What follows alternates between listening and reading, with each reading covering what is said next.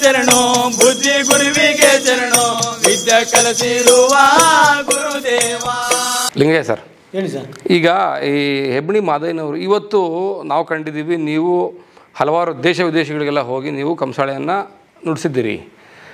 ನಿಮ್ಮ ಗುರುಗಳ ಸಂಚಿಕೆ ಇದಾಗಿರೋದ್ರಿಂದ ನನಗೆ ಅವ್ರ ಬಗ್ಗೆನೇ ಜಾಸ್ತಿ ಆಸಕ್ತಿ ಮತ್ತು ಅವರನ್ನು ನಾನು ಕೇಂದ್ರ ಬಿಂದುವಾಗಿ ಇಟ್ಕೊಂಡು ಮಾತಾಡ್ತೀನಿ. ಹೆಬ್ಣಿ ಮಾದಯ್ಯನವರು ಯಾವ್ಯಾವ ಊರುಗಳಿಗೆ, ಜಿಲ್ಲೆಗಳಿಗೆ, ರಾಜ್ಯಗಳಿಗೆ, ದೇಶಗಳಿಗೆ ಏನೋ ಹೋಗಿ ಪ್ರದರ್ಶನ ಮಾಡಿದ್ರಾ? ಹೌದು, ಮಾಡಿದ್ದಾರೆ. ಕರ್ನಾಟಕದ ಎಲ್ಲ ಜಿಲ್ಲೆಗಳಲ್ಲೂ ಕಾರ್ಯಕ್ರಮ ಮಾಡಿದ್ದೀವಿ. ಕರ್ನಾಟಕದ ಇಡೀ ಕರ್ನಾಟಕದಲ್ಲಿ ಎಲ್ಲ ಜಿಲ್ಲೆಗಳಲ್ಲಿ ಮಾಡಿದ್ದೀವಿ.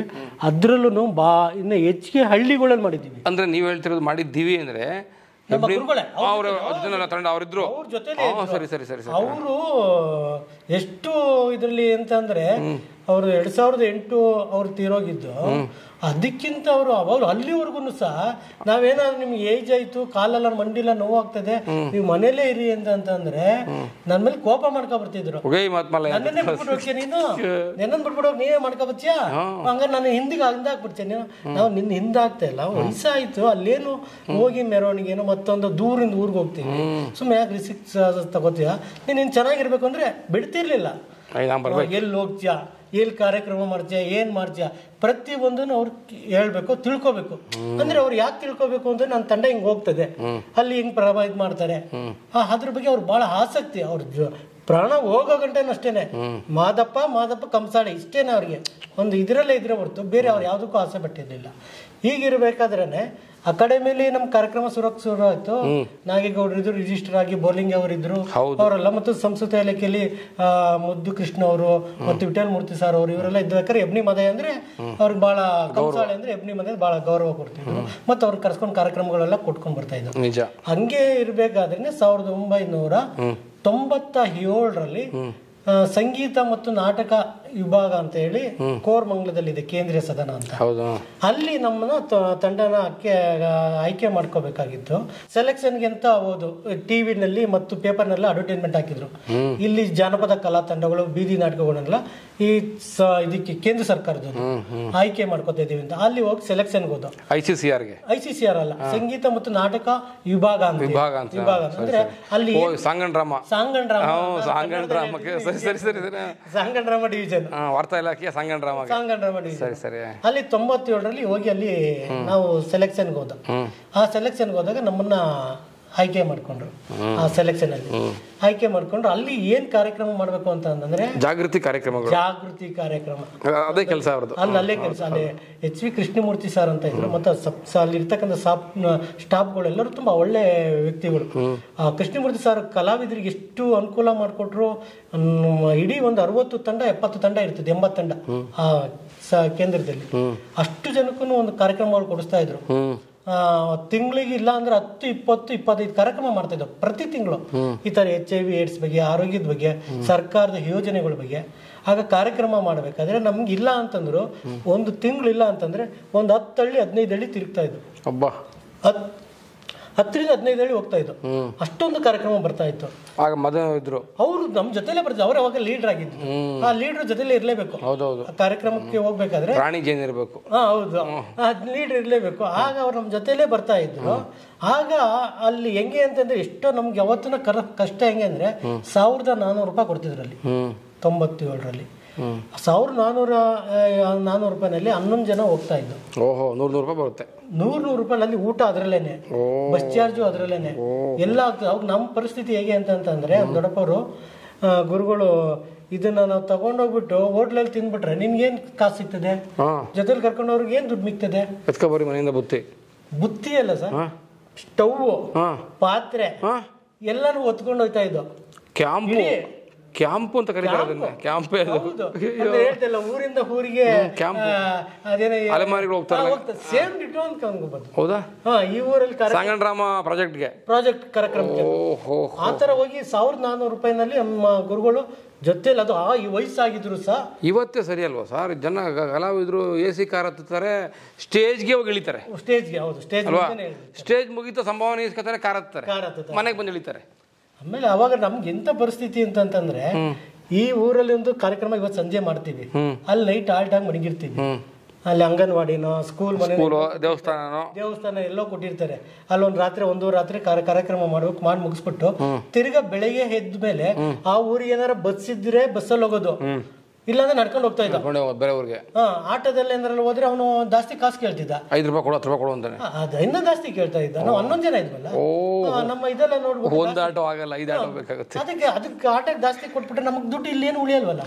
ಮನೆಗೆ ಎತ್ಕೊಂಡು ಹೋಗ್ಬೇಕು ಕಾಸು ಅಂತ ಎಂತ ಉಳಿತಾಯ ಪಾಠ ನೋಡಿ. ಅದು ನಡ್ಕೊಂಡು ಹೋಗ್ತಿದ್ದ 3 ಕಿಲೋಮೀಟರ್ 4 ಕಿಲೋಮೀಟರ್. ನಮ್ಮ ಇಲ್ಲಿ ಚಿಕ್ಕಲ್ಲೂರಲ್ಲಿ ಕಾರ್ಯಕ್ರಮ ಮಾಡ್ದ. ಚಿಕ್ಕಲ್ಲೂರಿಂದ ಬರ್ಬೇಕು ತೆರಳೂರು ಅಂತ ಇದೆ, ಹೌದು, ಅಲ್ಲಿ ಇದಿದೆಲ್ಲ ಉಗ್ನಿ ಪಾಳ್ಯ ಅಂತ ಇದೆ. ಉಗ್ನಿ ಪಾಳ್ಯದಿಂದ ನಾವು ಇದಕ್ಕೆ ತೆರಳೂರು ನಡ್ಕೊಂಡು ಹೋಗಿದ್ದೀವಿ. ಇನ್ನು ತಲೆ ಮೇಲೆ 11 ಜನನು ಅಷ್ಟೇನೆ. ಒಬ್ಬನ ಚೀಲದಲ್ಲಿ ಪಾತ್ರೆ, ಇನ್ನೊಬ್ಬನ ಚೀಲದಲ್ಲಿ ಸ್ಟವ್, ಆಮೇಲೆ ಮೈಕ್ ಸೆಟ್ ಜೊತೆಲೇ ಇರಬೇಕು. ಎಲ್ಲಾನು ಹೊತ್ಕೊಂಡು ನಡ್ಕೊಂಡೋಗಿ ಅಷ್ಟು ಕಷ್ಟಪಟ್ಟು ಕಾರ್ಯಕ್ರಮ ಮಾಡಿ ಆ ಸಂಗೀತ ನಾಟಕ ವಿಭಾಗದಲ್ಲಿ ನಮ್ಮ ಮೈಸೂರು, ಮಂಡ್ಯ, ಚಾಮರಾಜನಗರ, ಕೊಳ್ಳೇಗಾಲ, ಈ ಕೋಲಾರ, ತುಮಕೂರು ಈ ಕಡೆಗಳಲ್ಲಿ ಎಲ್ಲ ಅಂತಂದ್ರೆ ಒಂದು ನನಗೆ ತಿಳಿದ ಮಟ್ಟಿಗೆ 1,000 ಹಳ್ಳಿಗಳು ನೋಡ್ಬಿಟ್ಟಿದ್ದೀವಿ ಅನ್ನೋ ಗೊತ್ತಿಲ್ಲ. ಅಷ್ಟು ಅದ್ರೊಳಗಡೆ ಇರ್ಬೋದು. ಒಂದು ತಿಂಗಳಿಗೆ 10-15 ಕಾರ್ಯಕ್ರಮ ಕೊಡ್ತಾ ಇದ್ರಲ್ಲ. 97ರಿಂದ ಒಂದು 2005 ಒಂದು ಸ್ವಲ್ಪ, ಈಗ ಒಂದು 2-3 ವರ್ಷದಿಂದ ಅಲ್ಲಿ ಕಾರ್ಯಕ್ರಮ ಕಮ್ಮಿ ಆಗ್ಬಿಟ್ಟಿದೆ. ಒಂದು 5-6 ವರ್ಷದಿಂದ ಕಮ್ಮಿ ಆಗ್ಬಿಟ್ಟಿದೆ. ಅದೇ ಎಲ್ಲಿ ನೋಡೋರ್ಗಿಂತ ಕುಣಿಯೋರು ಕುಟ್ಟೋರು ಜಾಸ್ತಿ ಆಗ್ಬಿಟ್ಟವ್ರು. ಕಾರ್ಯಕ್ರಮಗಳು ಅಲ್ಲಿ ಕೊಡೋದು ಕಮ್ಮಿ ಆಗಿದೆ. ಅಲ್ಲಿವರೆಗೂ ಬಹಳಷ್ಟು ಕಾರ್ಯಕ್ರಮ ಒಂದು 500-600 ಹಳ್ಳಿ ಸುತ್ತಬಿಟ್ಟಿದ್ದೀವಿ ನಾವು. ವೆರಿ ನೈಸ್ ಸರ್, ಬಹಳಷ್ಟು ಮಾಡಿದ್ವಿ. ಅದರಲ್ಲಿ KSFC ಅವ್ರದ್ದು ಏಡ್ಸ್ ವಿಭಾಗದಲ್ಲಿ ಅಲ್ಲೋಗಿ ಮಾಡಿದ್ದೀವಿ. ಮತ್ತು ಜಿಲ್ಲಾ ಉತ್ಸವಗಳಲ್ಲೆಲ್ಲ ಸಂಸ್ಕೃತ ಇಲಾಖೆಯಿಂದ ನಡೀತಕ್ಕಂಥ ಕಾರ್ಯಕ್ರಮದಲ್ಲೆಲ್ಲ ಹೋಗಿ ಮಾಡಿದ್ದೀವಿ.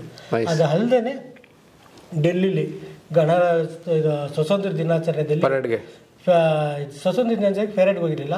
ನಮ್ಮ ರಾಷ್ಟ್ರಪತಿಗಳಾದಂಥ ಅಬ್ದುಲ್ ಕಲಾಂ ಅವ್ರ ಮುಂದೆ ನಮ್ಮ ದೊಡ್ಡಪ್ಪ ಗುರುಗಳು ಅವ್ರ ಕಾರ್ಯಕ್ರಮ ಅಲ್ಲಿ ವೇದಿಕೆ ಒಂದು ಆಡಿಟೋರಿಯಂ ಅಲ್ಲಿ ಅವ್ರ ಮುಂದೆ ಪ್ರದರ್ಶನ ಮಾಡಿಸಿ. ಹೌದು, ಅವ್ರ ಮುಂದೆ ಮಾಡಿಸಿ ಕಲಾಂ ಅವ್ರ ಮುಂದೆ ಹೆಬ್ಣಿ ಮಾದೇನವರು ಪ್ರದರ್ಶನ ಮಾಡಿದ್ದಾರೆ. ಎಲ್ಲ ಒಂದು 15 ಜನ 25 ಜನ ಹೋಗಿದ್ರು. ನೀವು ಇದ್ದ ತಂಡದಲ್ಲಿ ಇದ್ದೀವಿ. ಸರಿ ಸರಿ. 25 ಜನ ಕರ್ಸ್ಕೊಂಡಿದ್ರು ಅವಾಗ. ತಂಜಾವೂರಿಂದ ಸೌಜನ್ ಕೇಂದ್ರದಿಂದ ಕರ್ಸ್ಕೊಂಡು ಹೋಗಿ ಅಲ್ಲಿ ಪ್ರದರ್ಶನ ಮಾಡಿಸಿ ಅಲ್ಲೆಲ್ಲ ಮಾಡಿದ್ದೀವಿ. ಇಡೀ ದೇಶದಲ್ಲಿ ಇರ್ತಕ್ಕಂಥ ಬಾಂಬೆ, ಅವು ನಮ್ಮ ಗುರುಗಳು ಸಹ ಬಾಂಬೆ, ಕಲ್ಕತ್ತಾ ಮತ್ತು 87 ಏನೋ ಇರಬೇಕು ಇಲ್ಲಿಗೆ ಅಂಡಮಾನ್ ನಿಕೋಬಾರ್ಗೆ. ಹೇಗೆ ಹೋಗ್ತಿದ್ರಿ? ಫ್ಲೈಟಲ್ಲಿ? ಇಲ್ಲ, ಬೋಟಲ್ಲಿ ಮಡ್ರಾಸ್ಗೆ ಹೋಗಿ ಅಲ್ಲಿ ಮಡ್ರಾಸಲ್ಲಿ ಇದ್ದು ಅವತ್ತು 15 ದಿವಸ ಬೋಟಲ್ಲೇ ಇದ್ರು. ನಮ್ಮ ಗುರುಗಳು ಸಹ ಜೊತೆಲೇ ಇದ್ದು ಆ ಬೋಟಲ್ಲಿ ಪೂರ್ತಿ ಜರ್ನಿ. ಅಂದ್ರೆ ಬದುಕನ್ನ ತುಂಬಾ ದೊಡ್ಡ ವಿಸ್ತಾರವಾಗಿ ಕಂಡಿದ್ದೀರಿ ನೀವೆಲ್ಲ. ಹೌದು, ಕಂಡಿದ್ದೀವಿ.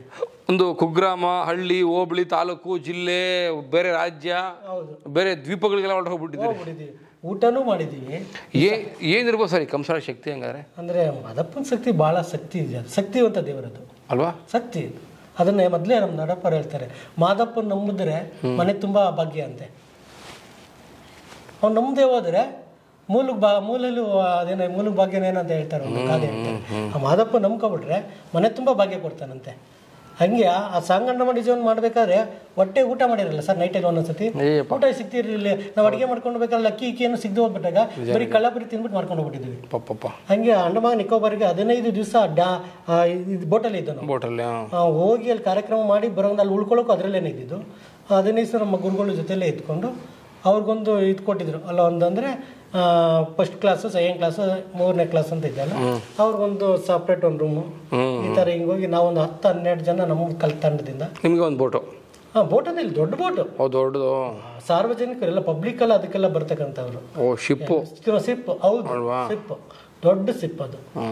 ಅಲ್ಲೋಗಿ ಅಲ್ಲಿ ಮಾಡಿದ್ವಿ. ಮಾಡಿದ್ದು ಕ್ರೂಸರ್ ಅಂತಾರಲ್ಲ, ಇರ್ಬೋದು, ದೊಡ್ಡದು, ಬಹಳ ದೊಡ್ಡದು. ಅಲ್ಲಿಗೆ ಬೇಕಾದಂತ ಸರಕು ಸಾಗಣೆ ಎಲ್ಲ ಅದ್ರೊಳಗೆ ತುಂಬಿಕೊಡ್ತಿದ್ರು.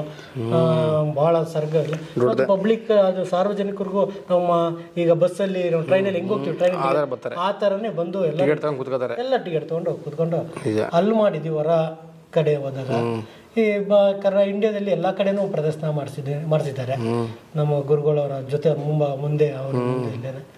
ಅಂದ್ರೆ ವಿದೇಶಕ್ಕೆ ಹೋಗ್ಬೇಕಾಗಿತ್ತು. ICCR ಇಂದ, ಡೆಲ್ಲಿ ICCR ಇಂದ ರಷ್ಯಾದಲ್ಲಿ ನಡೀತಕ್ಕಂತ ಭಾರತ ಉತ್ಸವ ನಡೀತಾ ಇತ್ತು. ಭಾರತ ಉತ್ಸವದಲ್ಲಿ ಹೋಗ್ಬೇಕಾಗಿತ್ತು 2008. ಹೌದು. ಆಗ ಹೋಗ್ಬೇಕಾದಂತ ಕಾಲದಲ್ಲಿ ಅಲ್ಲಿಂದ ಅವರು ನಿಮ್ದೊಂದು 8 ಜನದ ಲೀಸ್ಟ್ ಕಳಿಸಿ ಅಂತ. ಆಗ ನಮ್ಮ ದೊಡ್ಡಪ್ಪವ್ರದ್ದು ಅವ್ರದ್ದು ಫೋಟೋ ಈ ಲೀಸ್ಟ್ ಎಲ್ಲರದ್ದು ಕಳಿಸ್ಕೊಟ್ಟ. ಪಾಸ್ಪೋರ್ಟ್ ಇತ್ತಾ ಮಾದಯ್ಯನವ್ರಿಗೆ? ಇಲ್ಲ, ಪಾಸ್ಪೋರ್ಟ್ ಇರಲಿಲ್ಲ. ರೆಡಿ ಆಗೋದೇನೋ ಕಳಿಸ್ಕೊಟ್ಟಿದ್ದ. ಆಗ ಅವರಲ್ಲಿ ಅಂದರು ಈ ಥರ ವಯಸ್ಸಾದವರು ಬೇಡ, ದೂರ ಬರ ಹೋಗೋದು, ಮತ್ತೆ ಹೆಚ್ಚು ಕಮ್ಮಿ ಆಗ್ಬಿಟ್ರೆ ಇದಾಗ್ತದೆ, ಅದಕ್ಕೆ ಹುಡುಗರು ಆಗಿರೋಂಥವ್ರನ್ನ ನೀವೊಂದು 8 ಜನ ಸಲ ಇದು ಮಾಡಿ ಕಳಿಸಿ ಅಂತಂದಾಗ ಅವಾಗ ಅವ್ರಿಗೆ ಹೇಳಿದಾಗ ಆಯ್ತು ನೀವೇ ಓಟ್ ಬನ್ನಿ, ಸಂತೋಷ ನೀವೇ ಓಟ್ ಬನ್ನಿ ಅಂತ ಹೇಳಿ ಅವಾಗ ಅವರು ನಮ್ಮನ್ನು ಕಳಿಸ್ಕೊಟ್ರು. ಅವ್ರು ಉಳ್ಕೊಂಡ್ರು. ನೀವು ಹೋಗಿದ್ರಾ? ನಾವು ಹೋಗಿದ್ದ. ನಾವು ಒಂದು 8 ಜನ ಹೋಗಿದ್ದ. ಸರಿ ಸರಿ ಸರಿ. ರಷ್ಯಾ ಭಾರತ ಉತ್ಸವದಲ್ಲಿ ನಮ್ಮ ದೇಶದ ಪ್ರತಿಭಾ ಪಾಟೀಲ್ ರಾಷ್ಟ್ರಪತಿಗಳು ಬಂದಿದ್ರು. ಅಲ್ಲಿನ ರಷ್ಯಾದ ಅಧ್ಯಕ್ಷರು ರಾಷ್ಟ್ರಪತಿಗಳು ಅವರಿದ್ರು. ಅವ್ರ ಮುಂದೆ ನಮ್ಮಲ್ಲಿ ಒಂದು ಆಡಿಟೋರಿಯಮಲ್ಲಿ ಒಂದು 3 ನಿಮಿಷದ ಕಲಾ ಪ್ರದರ್ಶನ ಮಾಡಿ ಅಲ್ಲಿಂದ ಬಂದಿದ್ದು. ಹೆಬ್ಣಿ ಮಾದಯ್ಯನವರ ಅಂತ್ಯ ಹೇಗಾಯಿತು? ಅವರ ಅಂತ್ಯ ಬಹಳ ಒಂದು ದುಃಖದ ರೀತಿನಲ್ಲಿ ಆಗ್ತು ಅಂತ. ಎಲ್ಲರಂತೇನು ದುಃಖನೇ ಅಂದ್ರೆ ನಮ್ಗೆ ಅದು ಅತಿ ಹೆಚ್ಚಿನ ದುಃಖ. ಯಾಕೆ ಅಂತಂದ್ರೆ ಅವರು ಹುಷಾರಿರ್ಲಿಲ್ಲ, ಮಾತಾ ಹಾಸ್ಪಿಟಲ್ ಅಡ್ಮಿಟ್ ಆಗಿದ್ರು. ನಾವು ಹೋಗ್ಬೇಕಾದ್ರೆ ಹಿಂಗೆ ನಮಸ್ಕಾರ ಮಾಡ್ಕೊಂಡು ಹಿಂಗೆ ಹೋಗ್ತಾ ಇದೀವಿ ಅಂದ್ರೆ ಸಂತೋಷ ಓಟ್ ಬನ್ರಿ, ಚೆನ್ನಾಗಿ ಮಾಡ್ಕೊ ಬನ್ರಿ ಅಂತ. ಹೀಗೆ ಹೋದ್ರು. ನಾವು ಡೆಲ್ಲಿಲಿ ಒಂದು 3 ದಿವಸ ಅಲ್ಲಿ ಆಲ್ಟ್ ಆಗಿದ್ವಿ ರಿಹರ್ಸಲ್ಗೆ. ಅಲ್ಲಿ ಆ ರಿಹರ್ಸಲ್ ಮುಗಿಸ್ಕೊಂಡಾಯ್ತು. ಇವತ್ತು ರಾತ್ರಿ 2 ಗಂಟೆಗೆ ರಷ್ಯಾಗೆ ಫ್ಲೈಟ್ ಹೊರಡ್ಬೇಕಾಯ್ತು ಡೆಲ್ಲಿ. ಮಧ್ಯಾಹ್ನ 2 ಗಂಟೆಗೆ ಅವರು ಮಾತಾ ಹಾಸ್ಪಿಟಲಿಂದ ಡಿಸ್ಚಾರ್ಜ್ ಆಗಿ ಬಂದಿದ್ರು. ಓಡಾಡ್ಕೊಂಡು ಚೆನ್ನಾಗಿದ್ದು ಇದ್ದು ನಾವು ಅವತ್ತು ನೈಟ್ 2 ಗಂಟೆ ರಾತ್ರಿಗೆ ರಷ್ಯಾಗೆ ಫ್ಲೈಟ್ ಹತ್ತಬೇಕು. ಮಧ್ಯಾಹ್ನ ಒಂದು 3-4 ಗಂಟೆಗೆ ಏರ್ಪೋರ್ಟ್ಗೆ ಹೋಗ್ಬೇಕು. ನಾವು 2 ಗಂಟೆಗೆ ಅವರು ತೀರೋದ್ರು ಅಂತ ನಮಗೆ ಸುದ್ದಿ ಬಂತು. ಓಹೋ, ಈಗ ಫ್ಲೈಟ್ ಹತ್ಬೇಕಾ ಬೇಡವಾ ಅಂತ ಎಂತ ಕ್ಲೈಮ್ಯಾಕ್ಸ್ ಬಂದ್ಬಿಟ್ಟಿದ್ವಿ ಸರ್ ನಾವು. ಹೌದು. ಆಗ ನಮಗೆ ಮೊಬೈಲ್ ಇಲ್ಲ, ಏನಿಲ್ಲ. ಲ್ಯಾಂಡ್ಲೈನ್ಗೆ ಬರ್ಬೇಕು, ಫೋನ್ ಮಾಡಬೇಕು. ICCRಗೆ ಬರುತ್ತೆ ಫೋನ್. ಬಂದು ಹಿಂಗಾಯ್ತು ಅಂತ ಆವಾಗ ಇದಾಗ್ತು. ಅವಾಗ ಹಿಂಗಾದಾಗ ಸೀದಾ ಮಾತಾಡಿ, ಇಲ್ಲ ಮೊಬೈಲ್ ಇತ್ತು ಅನ್ನಿಸ್ತದೆ, ಮೊಬೈಲ್ ಇತ್ತೇನೋ.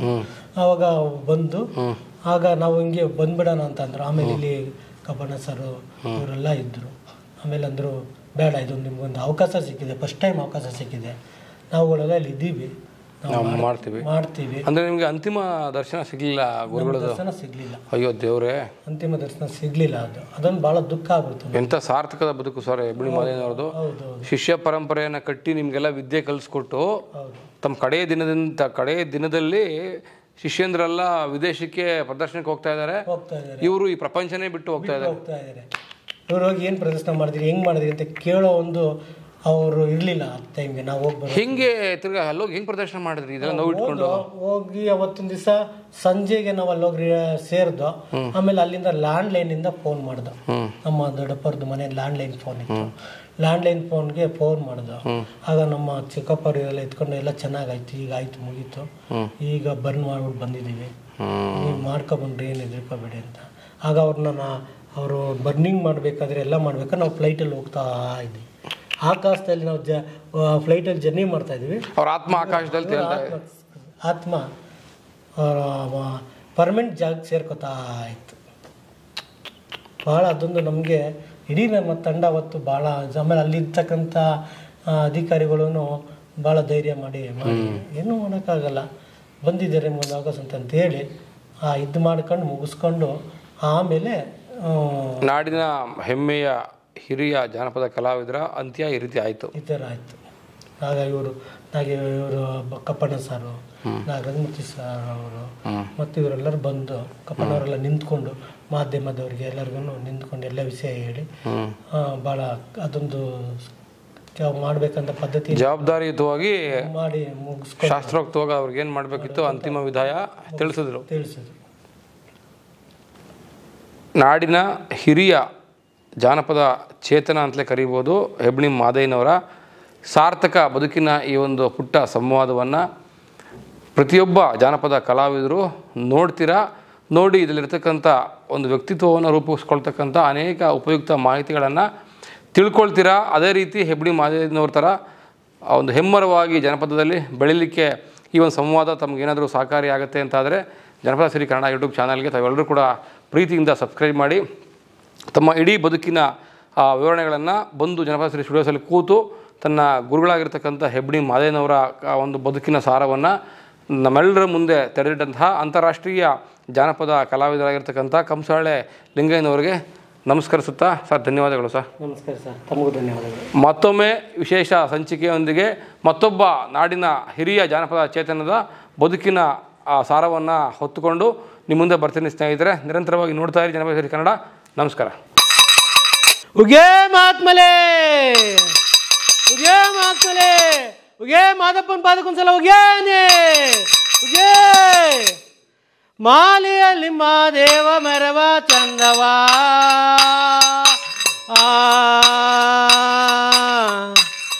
ನೋಡಿ ನಮ್ಮ ಶಿವನ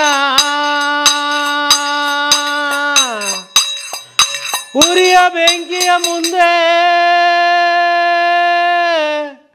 ಹೊರಗಳಿಗೆ ನಿಲ್ಲಬಹುದು. ಮಾದೇವ ನಿನ್ನ ಕರಿಯ ಬರಗನ ಮುಂದೆ ನಿಲ್ಲುಬಾರ.